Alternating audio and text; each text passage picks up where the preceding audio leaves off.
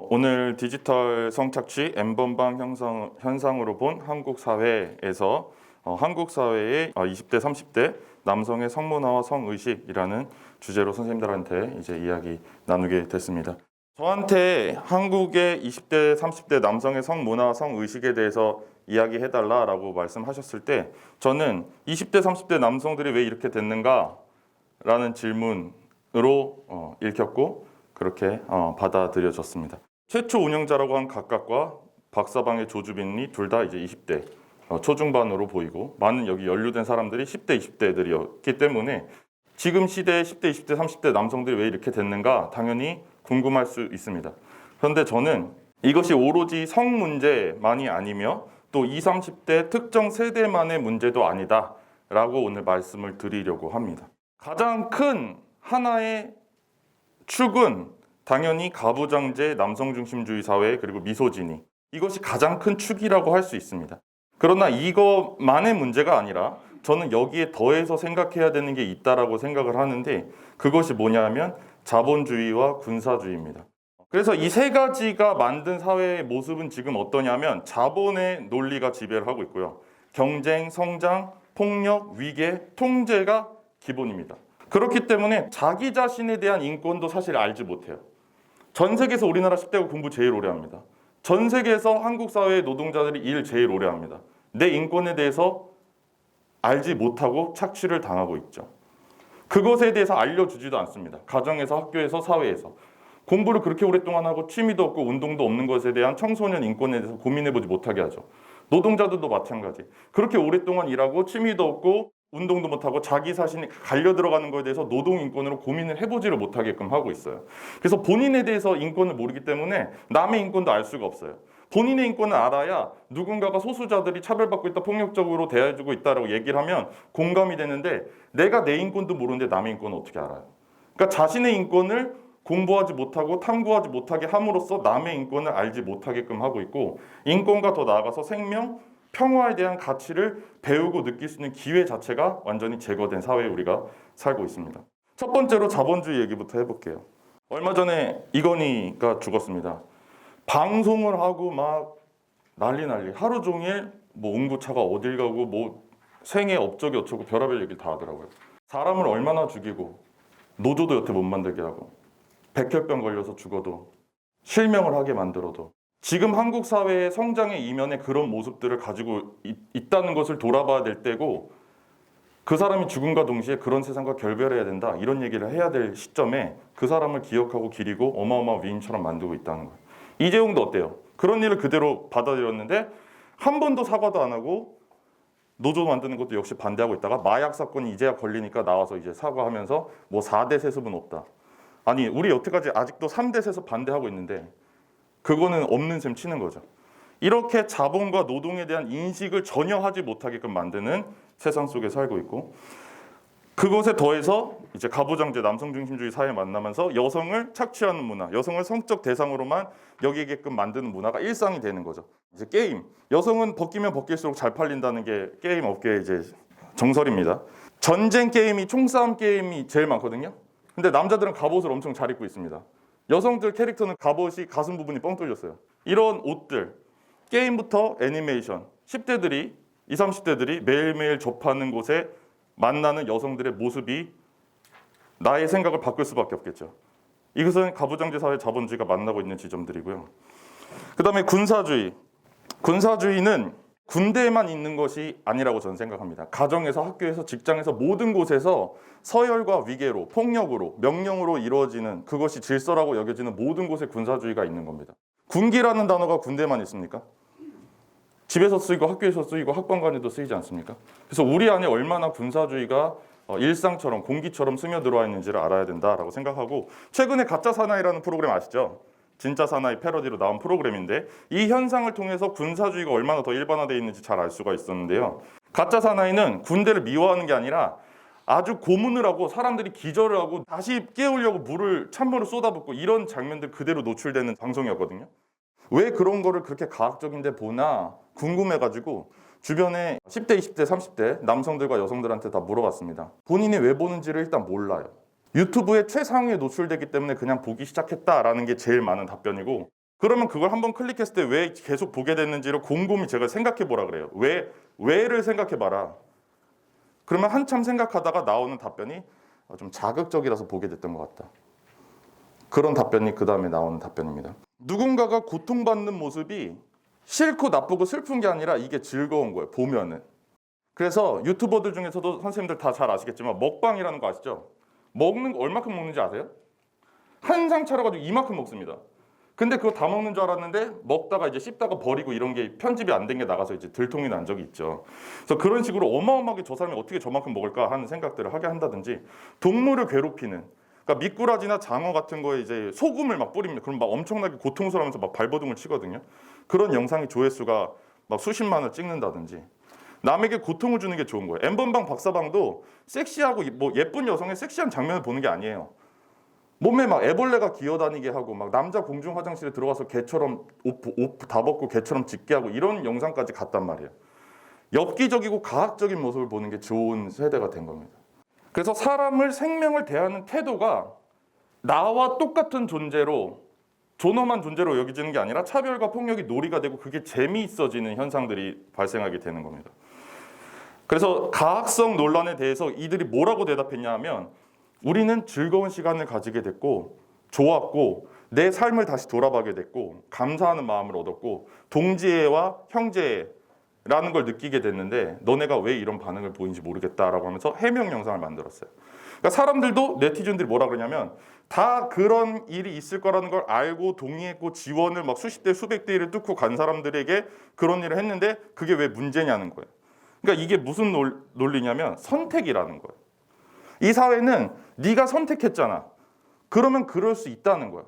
그게 지금 저희는 신자유주의의 통치성이라고 얘기를 하는 부분인데 네가 선택을 했다는 겁니다. 근데 그 선택을 모든 사람한테 다 적용합니다. 장애인이 차별받는 이유도 선택한 거예요. 그럼 어떻게 해야 돼? 극복하려고 노력을 해야 되는 거예요. 여성도 경력 단절 당하는 게 선택한 거예요. 애를 안 낳든지 아니면 노력을 해서 뭐 박사학위를 따든지 뭘 하든지 해가지고 극복하면 되는 거예요. 이것이 지금 20, 30대들이 갖고 있게 된 형평성이나 공정함에 대한 감각이랑 이어집니다. 시험 칠 수 있잖아. 수능 시험 한날 한시에 똑같은 시험 치는데 다 공평한데 네가 왜 시험 쳐가지고 의대 못 갔어? 네가 그래서 그만큼 노력을 안 하고 공부를 안 했으면 너한테 책임이 있다는 논리를 갖게 되는 거예요. 아이돌들을 보거나 여성 배우들 보면서도 성상품화나 성적 대상화에 대해서 우리가 인권단체들이랑 여성 대상화에서 말하면 뭐라고 하냐면 스스로 벗는 건데 어떡하라고. 지네들도 원하는 거잖아. 그게 인기 많아지고 돈 버는 거고 뜨는 건데 지네들이 선택한 건데 어떡하라는 거야. 그거를 왜 여성 대상화라고 하고 성적 성폭력이라고 하는지 알 수가 없다는 거야. 그런 사회 속에서 여성들이 뭐 모델들이 배우들이 많은 사람들이 비키니를 입거나 뭐 바디 프로필을 찍거나 하는 사진들이 얼마나 많은데 N번방 박사방에 타겟이 된 10대 20대 여성들에게 네가 비키니 사진을 속옷 사진을 올리는 법방을 했기 때문에 일탈계로 네가 운영했기 때문에 너에게 책임이 있는 거야 라고 말을 한들 그것이 과연 타당한 논리겠냐고요. 그 피해자들에게.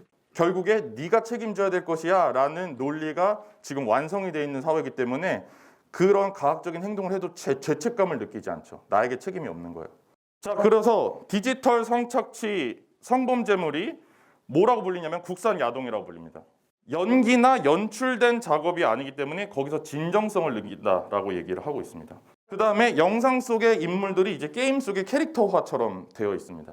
그래서 국산 야동이라고 부르는 성착취물, 디지털 성범죄물에서 나오는 여성들을 찾아갑니다. 신상을 털어가지고 어느 학교 누구래더라, 어디 출몰 한다더라 해가지고 뭐 커피숍에 있는 사진도 올라오고요. 학교에서 그냥 일상생활 하는 것도 올라옵니다. 그렇게 되면 어떻게 되냐면 영상을 더 자극적으로 볼 수 있게 돼요. 그리고 일상을 야동의 현실판으로 느끼게 되는 거예요. N번방에서 방마다 있는 노예 여성들이 한 명씩 있었거든요. 피해 여성들이. 그들에게 이름도 불러주고 몇 번 방에 누구라고 이름이랑 캐릭터가 있었다는 거예요. 이것은 2020년도에 20, 30대에게 갑자기 생긴 게 아니라는 겁니다. 97년에 빨간 마우라 사건 아시죠? 이게 여중생이 무슨 일탈을 해가지고 막 성관계를 문란하게 하는 여성인 것처럼 알려졌었는데 그렇지 않다는 거예요.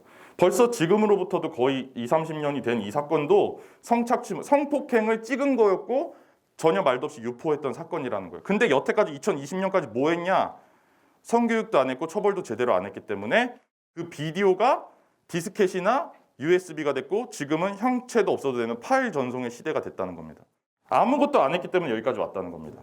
99년도부터도 2000년대도 X양 비디오, 그다음에 땡땡땡 비디오 사건, 탤런트 이름 붙인 비디오가 많이 있었죠. 그 다음으로부터 이제 99년도부터 2016년대는 100만 유료 회원이 있었던 소라넷의 시절입니다.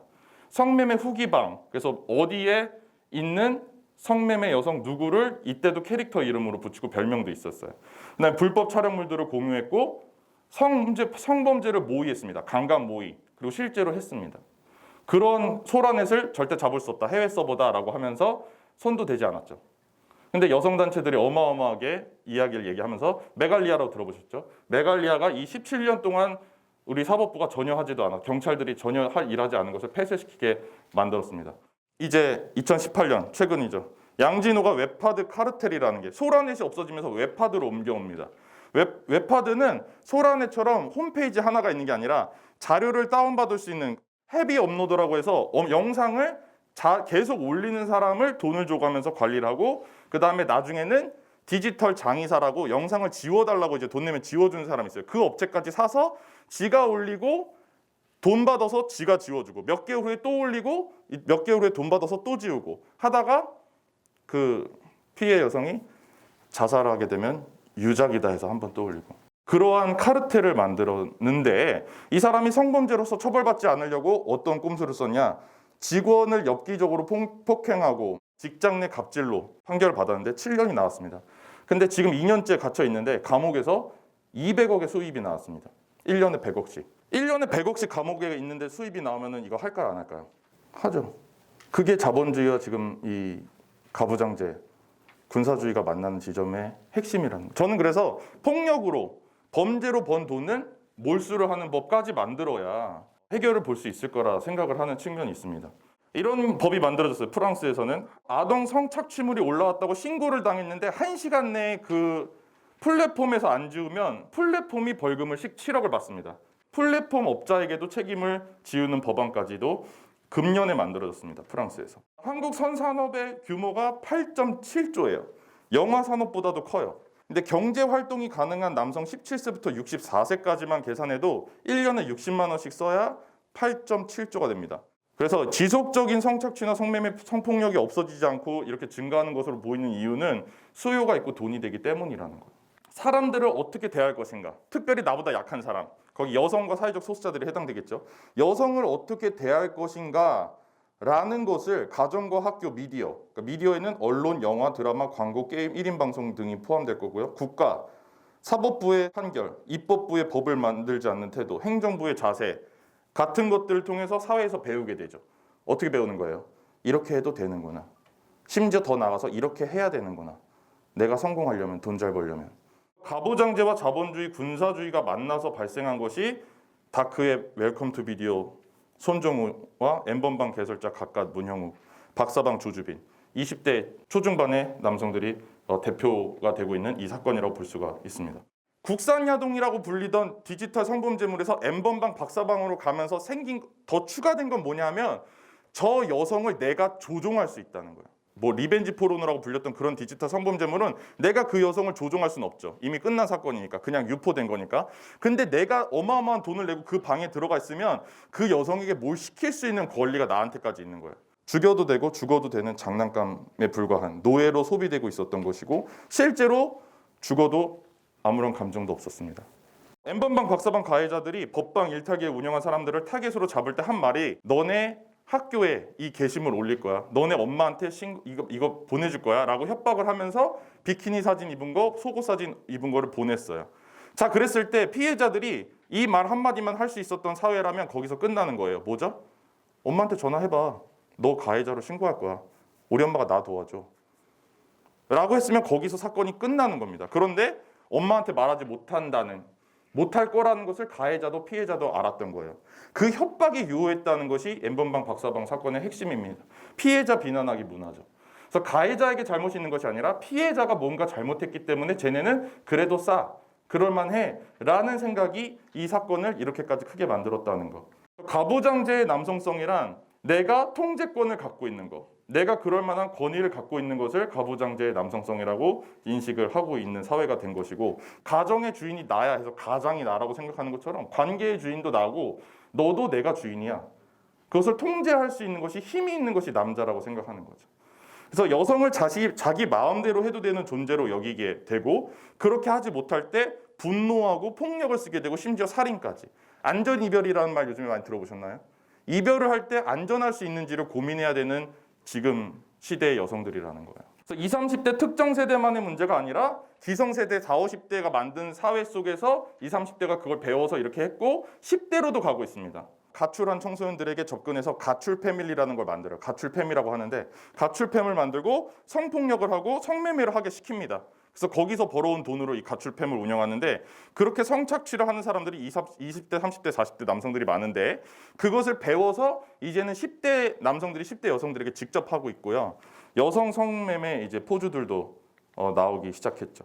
그래서 돈과 권력의 문제이고, 그로 인한 사람을 대하는 태도의 문제이기 때문에 특정 나이대나 특정 성별만의 문제가 아니게도 되는 거예요. 권력에 대해서 사유할 수 있게끔 만드는 것이 가장 중요하고요. 내가 언제는 차별할 수 있는 사람도 될 수 있고, 내가 언제는 차별을 당하는 사람도 될 수 있다는 걸 저희는 교차하는 권력이라고 얘기하는데요.